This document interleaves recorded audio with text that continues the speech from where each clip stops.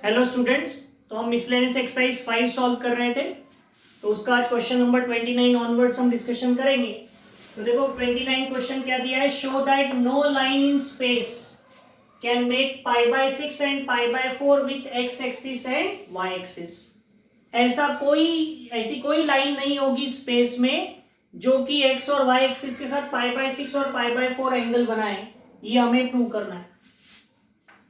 तो देखो सिचुएशन कुछ इस तरह की है। मान लो ये कोई लाइन है, इसने x एक्सिस के साथ कितना एंगल बनाया, थीटा सपोज, और y एक्सिस के साथ मान लो एंगल बनाया फाई। इस लाइन एंगल ने, ठीक है।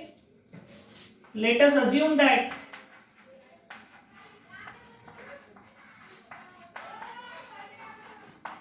लाइन L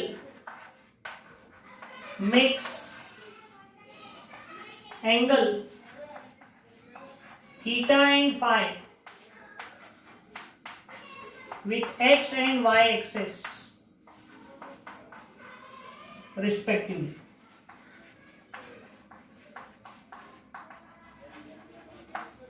कोई लाइन है L, उसने x एक्सिस के साथ कितना एंगल बनाया, थीटा, और y एक्सिस के साथ कितना एंगल बनाया, फाई। तो हमको ये पता है कि x और y एक्सिस के बीच में एंगल कितना होता है, 90 डिग्री का। So therefore theta plus phi कितना होगा, π/2। थीटा प्लस फाई कितना होगा, π/2।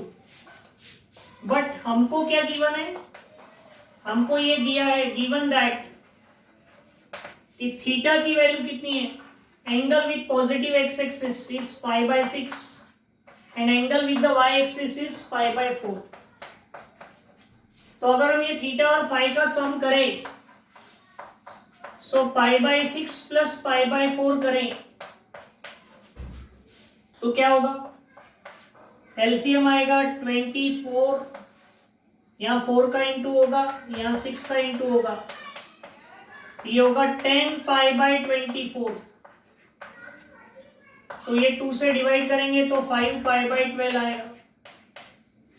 लेकिन हमको पता है कि थीटा प्लस फाई कितना है, but theta plus phi is equal to π/2। So therefore there is no line in space which can make angle π/6 and π/4 with x and y axis। ठीक है, तो इस तरह से अगर ये π/2 आ जाता टोटल दोनों का तो हम बोलते हैं वो लाइन पॉसिबल है, लेकिन टोटल तो 5 π/12 आ रहा है, इसलिए ये पॉसिबल नहीं होगा। ओके, तो इस तरह से हम सॉल्व करेंगे question number 29।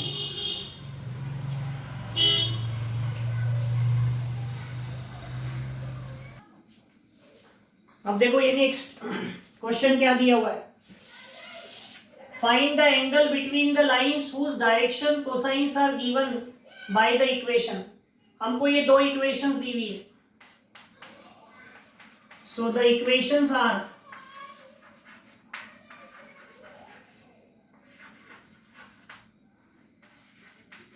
(6mn - 2nl plus 5lm equals to 0। Okay,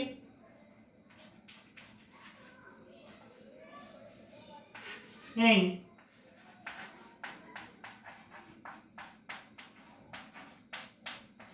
equals to 0। Equation 2।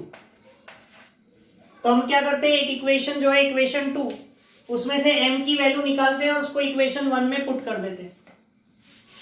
So from equation 2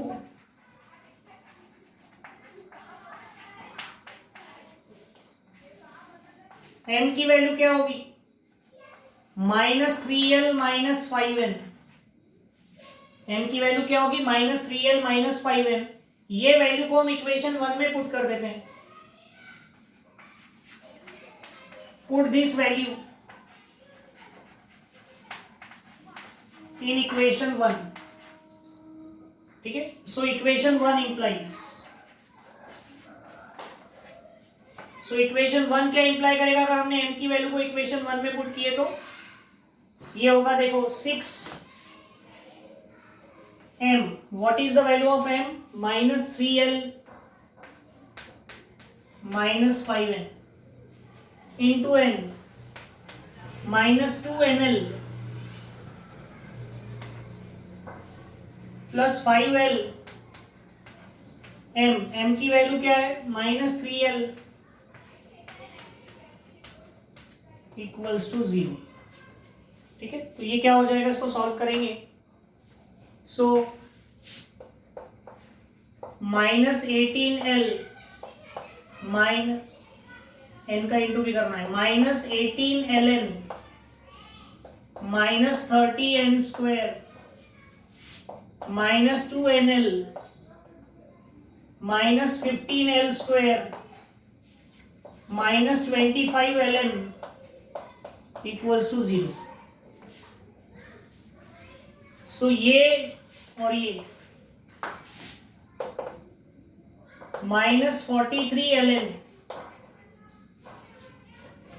और ये भी था, सॉरी, तो ये -45 हो जाएगा, -45ln -30n² -15l² equals to 0। ठीक है, सो -15 को कॉमन ले लिया तो क्या होगा, l² plus 3ln plus 2n² equals to 0। तो -15 डिवाइड में चले जाएगा तो ये आएगा l² plus 3ln plus 2n² equals to 0। तो हम इसको ऐसा लिख सकते हैं कि देखो l² इंटू करके 2 एडिशन करके 3, 2ln plus ln plus 2n² equals to 0। So ये इन दोनों में कॉमन निकल जाएगा क्या, l, तो ब्रैकेट में आएगा l प्लस 2n, इन दोनों में कॉमन निकल जाएगा n, तो l प्लस 2n, तो एक ब्रैकेट हो जाएगा आपका l प्लस 2n और एक ब्रैकेट हो जाएगा l plus n equals to 0। ठीक है, तो यहां आ गया आपको l plus 2n equals to 0 और l plus n equals to 0। So l की वैल्यू आ गई -2n या l की वैल्यू आ गई -n। So we got these two values of l। अब l की वैल्यू आपको मिल गई तो ये l की वैल्यू को इस इक्वेशन में रख दो, इक्वेशन 3 में। सो इक्वेशन 3 इंप्लाइज, हम l की जगह पुट करते हैं, put l equals to -2n in equation 3। So m equals to क्या आएगा, -3, l की जगह -2n -5n, ये माइनस माइनस क्या हो जाएगा, +6n -5n, तो क्या आ गया n। तो m की वैल्यू n आ गई, l की वैल्यू -2n आ गई। सो देयरफॉर l की वैल्यू आई -2n, m की वैल्यू आई n और n की वैल्यू तो n है ही। So the direction ratios are a1 कितना आया -2, b1 कितना आया 1 और c1 कितना आया 1। ये कहां से आया, देखो l की वैल्यू n की वैल्यू की -2 टाइम्स है, तो a1 यानी पहला डायरेक्शन रेशियो -2, m की वैल्यू एग्जैक्टली n के बराबर है यानी 1 और n की वैल्यू तो n ही यानी 1, तो -2 1 1, ये क्या हो गया डायरेक्शन रेशियोज, क्योंकि direction ratios are proportional to direction cosines. Okay, ये सब कैसे आया, अगर हमने l की जगह -2n पुट किया, लेकिन l की एक और वैल्यू थी, अब वो पुट करते हैं। So put l equals to -n in equation 3, so क्या होगा इक्वेशन 3 implies क्या हो जाएगा देखो, m इक्वल्स टू -3, l की जगह -n, -5n, सो 3n - 5n यानी क्या होगा -2n, सो l की वैल्यू -n, m की वैल्यू -2n और n की वैल्यू n है. So the direction ratios are क्या होंगे, A2 equals to -1, B2 equals to -2 और C2 इक्वल्स टू 1, n. तो ये पहली लाइन के डायरेक्शन रेशियोज हो गए, ये दूसरी लाइन के डायरेक्शन रेशियोज हो गए. इनके बीच का हमें एंगल निकालना था. सो cos थीटा का फॉर्मूला क्या होता है, A1 A2 plus B1 B2 plus C1 C2 upon under root A1 square plus B1 square plus C1 square और under root A2 square plus B2 square plus C2 square. ये cos theta का formula है. So ये क्या होगा, A1 A2 यानी -2 into -1, B1 B2 यानी 1 into -2 और C1 C2 यानी 1 इंटू 1. सो A1 square plus B1 square plus C1 square यानी -2 का स्क्वायर प्लस 1 का स्क्वायर प्लस 1 का स्क्वायर और ये -1 का स्क्वायर -2 का स्क्वायर और ये 1 का स्क्वायर. ठीक है, तो ये क्या हो जाएगा देखो, तो cos थीटा का वैल्यू क्या आ जाएगा देखो, 2 -2 और 1. ओके, और ये 4 plus 1 plus 5 under root 6.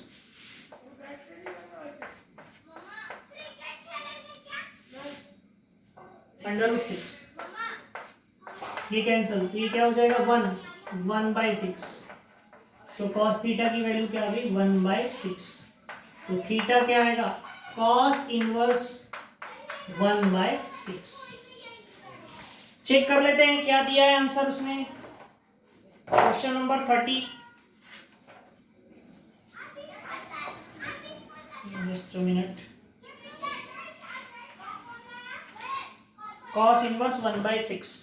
Okay, तो इस तरह से ये क्वेश्चन हम सॉल्व करेंगे.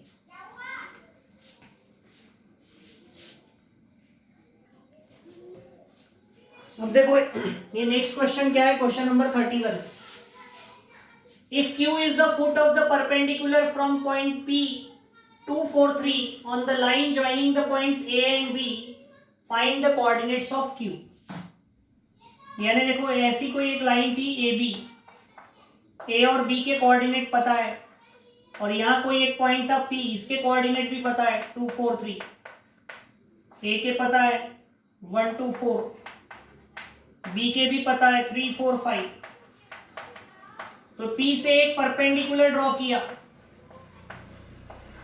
PQ is perpendicular to AB. तो हमें इस Q के कोऑर्डिनेट्स फाइंड आउट करने हैं. ठीक है, तो हम ये Q के कोऑर्डिनेट्स कैसे फाइंड आउट करेंगे, तो कैसे फाइंड आउट करेंगे, तो हम एक सपोज करते हैं कि पॉइंट Q जो है वो AB को डिवाइड कर रहा है. कैसे डिवाइड कर रहा है, तो किसी रेशो में डिवाइड कर रहा है. Let's say that ratio is K:1 और λ:1, कुछ भी ले सकते हैं. ओके, और उससे Q के कोऑर्डिनेट्स निकालते हैं. Let us assume that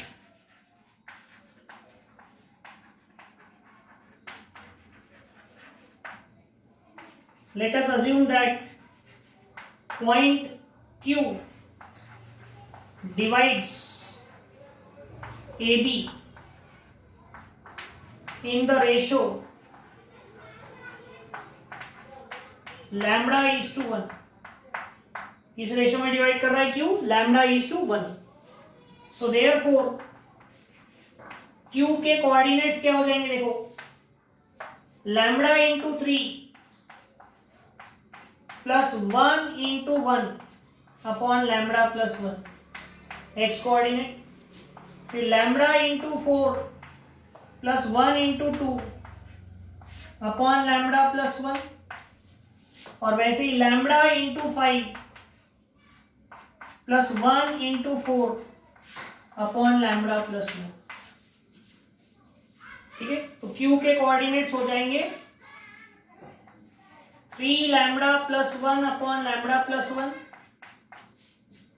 4 lambda plus 2 upon lambda plus 1, और 5 lambda plus 4 upon lambda plus 1। सो ये किसके कोऑर्डिनेट्स हो गए, पॉइंट क्यू के कोऑर्डिनेट्स हो गए। ठीक है, अब पॉइंट क्यू के कोऑर्डिनेट्स मिल गए, तो हमको क्यू के कोऑर्डिनेट्स पता है, पी के कोऑर्डिनेट पता है, तो पी क्यू के डायरेक्शन रेशियोज निकाल सकते हैं। So direction ratios of P Q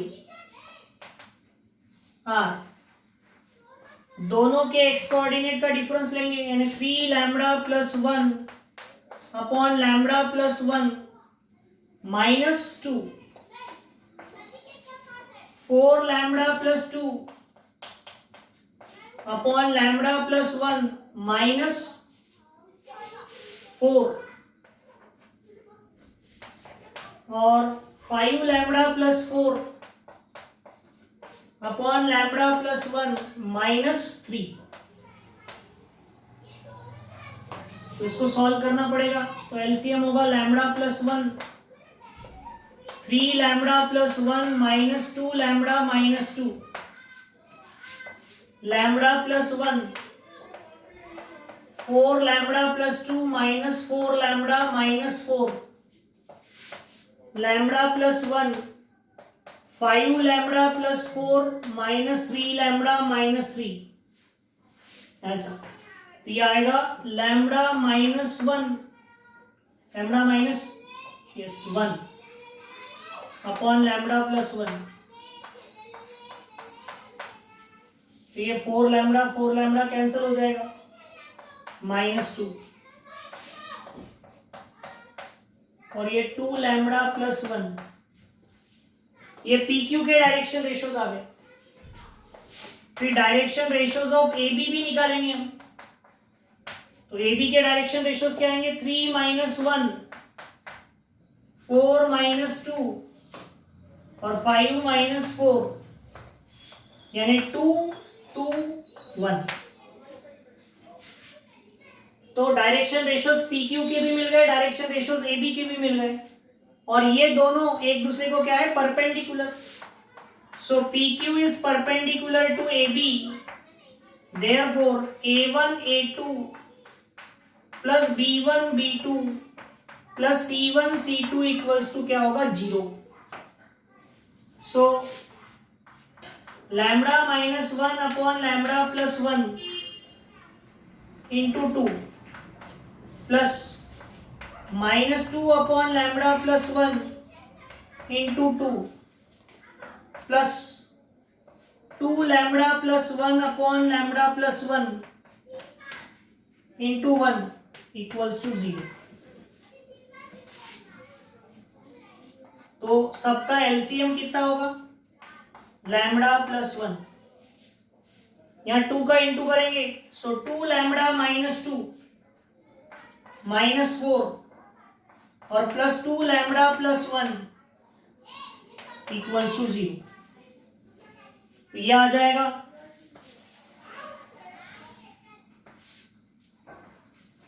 2 lambda plus 2 lambda 4 lambda, ठीक है, और ये -2 -4 -6 प्लस 1 -5 इक्वल्स टू, ये लैम्बडा प्लस 1 उधर जाकर 0 हो जाएगा। सो 4 लैम्बडा इक्वल्स टू 5, तो लैम्बडा इक्वल्स टू 5/4। ठीक है, ये लैम्बडा की वैल्यू मिल गई। तो हम इसमें से क्यू के कोऑर्डिनेट्स निकाल पाएंगे। कैसे, तो क्यू के कोऑर्डिनेट निकालना है, तो क्या था, 3 लैम्बडा प्लस 1 अपॉन, इसको थोड़ी बड़ी जगह लगेगी, इधर करते हैं, तो क्यू के कोऑर्डिनेट क्या होंगे? देखो क्यू के कोऑर्डिनेट क्या थे? 3 लैम्बडा प्लस 1, तो 3 इंटू लैम्बडा क्या था? 5/4 प्लस 1 अपॉन 5/4 प्लस 1, इधर भी 5/4 प्लस 1, और इधर 4 इंटू लैम्बडा, लैम्बडा यानी 5/4 प्लस 2, इधर 5/4 प्लस 1, इधर 5 लैम्बडा, लैम्बडा यानी 5/4 प्लस 4, यहां होगा 15/4 प्लस 1/1, यहाँ एलसीएम आएगा 4, तो 5 प्लस 4, ये तो 5 प्लस 4 अपॉन 4, सबके अपॉन में वही आएगा, और ऊपर में 4 कैंसल, 5 प्लस 2 7, यहाँ पर भी वही आएगा 5 प्लस 4 अपॉन 4, और ऊपर में 25 प्लस 16/4, एलसीएम लेंगे 4, तो यहाँ 4 का इंटू होगा, तो ये हो गया, यहाँ भी एलसीएम ले लेना था, एलसीएम आता 4, यहाँ 15 प्लस 4, तो Q के कोऑर्डिनेट क्या आ गई? अपॉन का 4 कैंसल, यहाँ भी 4 कैंसल, ये हो गया 19/9, ये हो गया 4 ऊपर चल जाएगा तो 28/9, यहाँ पर 41/9, तो ये हो गए Q के कोऑर्डिनेट्स। चेक कर लेते हैं कि क्या है Q के कोऑर्डिनेट्स दिए हुए वहां पर, 19/9, 28/9 और 41/9। तो इस तरह से हम पॉइंट Q के कोऑर्डिनेट्स फाइंड आउट कर सकते हैं। ओके,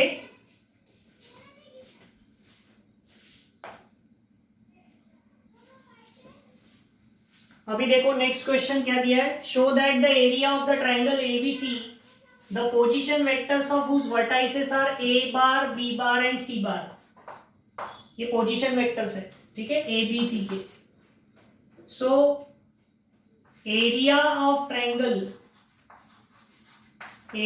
ट्राइंगल एबीसी, इसका फॉर्मूला क्या होता है? Half A B bar cross A C bar. Area of triangle का फॉर्मूला क्या होता है? Half A B bar cross A C bar. So half A B bar यानी क्या होगा? बी बार माइनस ए बार, और क्रॉस ए सी बार यानी क्या? सी बार माइनस ए बार। तो ये क्या हो जाएगा? 1/2। ये क्रॉस प्रोडक्ट करना पड़ेगा, तो पहले बी बार का क्रॉस प्रोडक्ट करो। So b bar cross C bar minus b bar cross A bar minus a bar cross C bar और प्लस ए बार क्रॉस ए बार, ऐसा हो। तो इसमें से ये ए बार क्रॉस ए बार जो है ये तो जीरो हो जाएगा।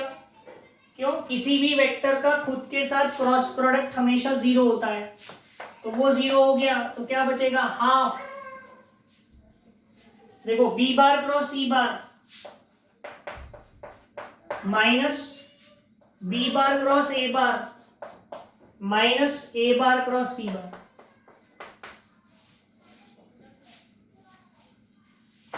तो हाफ बी बार क्रॉस सी बार, ये माइनस बी बार क्रॉस ए बार है, ये कॉम्यूटेटिव नहीं होता है क्रॉस प्रोडक्ट।